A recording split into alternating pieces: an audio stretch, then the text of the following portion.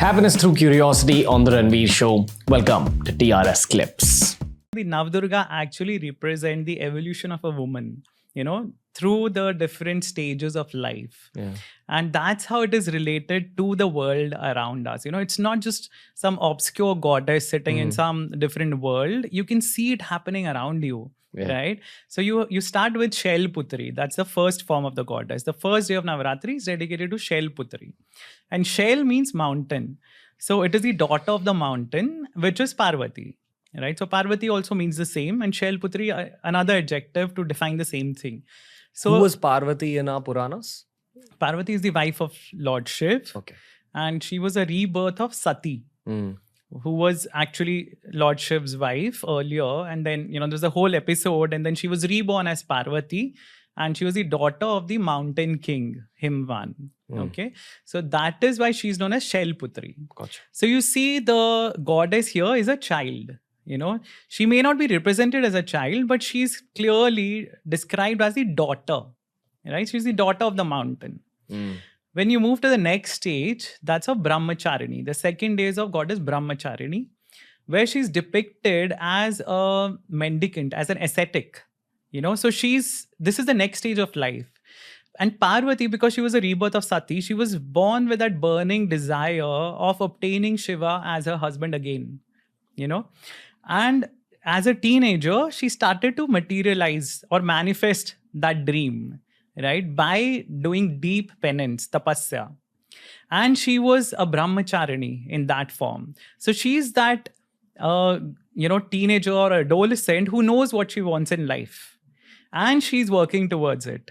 That's the next stage of life, of evolution for a girl, for any person rather. You are in your childhood, you are recognized as the son or daughter of someone.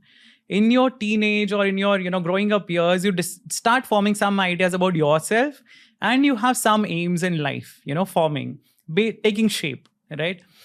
The next form of the goddess, the third day, is Ma Chandraghanta.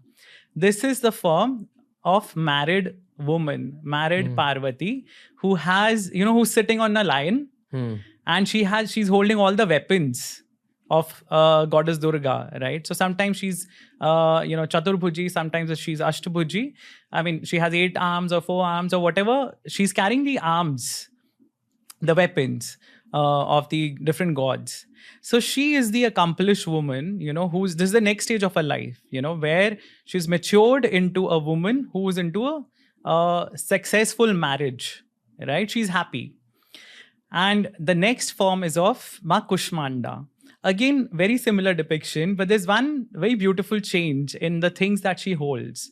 Besides the weapons, she's also holding a pot of honey. Okay. So honey, or, a kalash has, it represents a womb in Hinduism. It represents the garbh.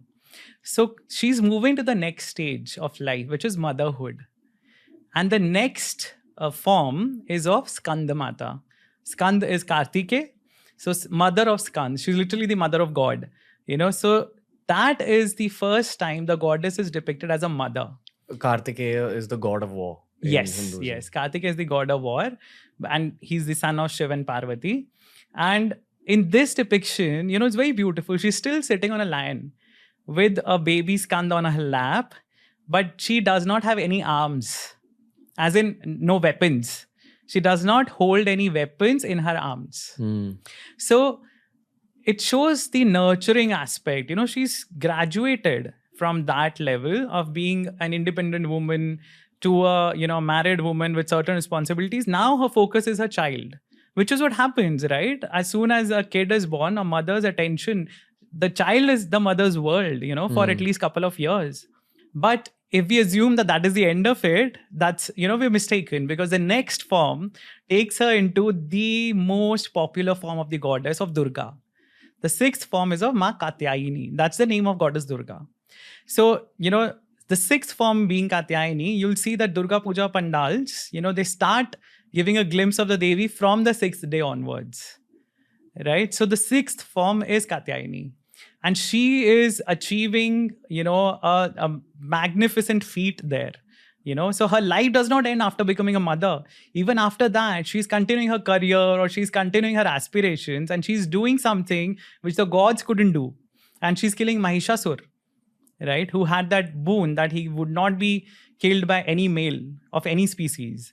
So goddess Durga was created by the combined energies of all the gods, to achieve that particular feat. So that is a form of Katyayani. And from Katyayani, we move to Kalratri, Ma Kali, which is, the most scary form of the goddess, probably for a lot of people. And people don't understand. There is a reason to it. She is so scary because she's supposed to scare the daylights out of the demons. In that same battle with Mahishasur, there are other demons involved. There's Shumb and Nishumb, there's Chand and Mund, there's Raktabij. And goddess Kali is created from Durga, to deal with certain demons. And Kali is, shown standing on top of Shiva. One of her feet is on Shiva. So, there's different stories to explain that, but we'll get into that later, when we talk about other manifestations of Kali. But Kali is one of the most fascinating aspects, and it shows goddess as an independent woman, where, the woman is on top, right? And she is in control. And from Kali, after the goddess has achieved all these, accolades, and she's done whatever was required of her, and whatever she probably wanted to do herself, she attains the form of Mahagauri. So before that, she was known as Shail Putri, she was Brahmacharini, she was Skandamata. There's different relations that are defining her. But now Gauri, has become Mahan. She has gained importance. She has gained recognition in the world, and she's become Mahagauri. And then the next form is of Siddhidatri, which is very close to Lakshmi, the form of Lakshmi, where, it's in all the forms of the goddess, wherever there's a progression, you see the last form is of Lakshmi. So that probably shows that, whatever the strife in your life or whatever challenges you're dealing with, the ultimate aim is for that self-actualization stage, where you're calm and quiet and peaceful and you have everything going right for you. And Ma Siddhidatri is actually depicted being worshipped by the gods, the demons, the rishis, the manavs. So everybody bows down before her. So I find it very beautiful, and I think it kind of resonates with what we see in the society around us. Women are performing so many different functions. They take care of home, they take care of their work, and a lot of women sacrifice their career, for raising children or whatever. But these goddesses teach us that life need not end there. You can pursue your dreams. You can actually become someone that you were never before, right? And yourself, get self-actualized and achieve something for yourself beyond the descriptions that the relations put you into. You're not a daughter anymore. You're not a wife anymore. You're not a mother anymore. You are you, right? So that's the beauty of the Navdurga. Thanks for watching. Make sure you check out the entire episode and also check out this playlist that we've curated just for you.